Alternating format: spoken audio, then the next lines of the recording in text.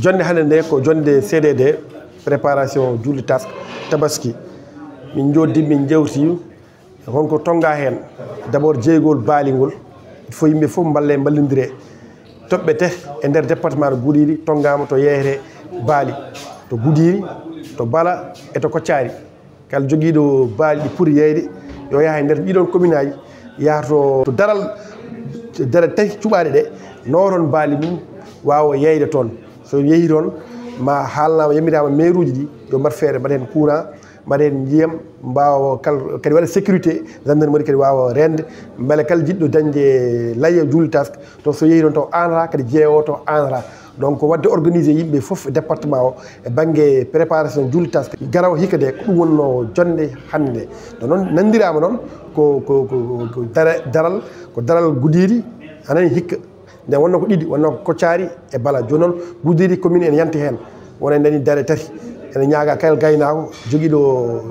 layyaji ɗi yeeyata so yeehi toon ma taw toon ndiyam ma taw toon to fofti kadi ma renane ma waɗat hay surveillance gendarmerie pour banggue guykali ɗi e banggue caɗele ɗe foof kadi maire uji ɗi e chef de village uji e sous préfet ji ɗi foof en nodda hen encore pour wadde accompagné manam wallude hen ha jeygol julde taskgol layyaji ɗi beele ne weeɓa wasa sattude e banggue guyka ga ko faari baali ɗi e nayyi ɗi foof e nambiri ndi kala kono wona wiyete bétail donc ene anniya waɗe réunion ji e nder arrondissement ji ɗi sous préfet ji ma joddo e maire uji ɗi joddo e chef de village uji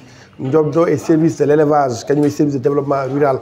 joddo e chef de village uji e aynaɓe joom baali en ɓe e tevengoɓe e boucher yen ɓe foof par ce que won politique mumen jiiɗi e banggue haɓade guyka nammiri ko ɗum min darni donc fuɗɗoto ko nder arrondissement ji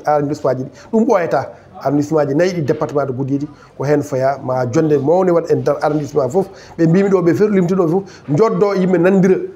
kaala goto foof so joguima baali mum e beyi mum e nayyi mum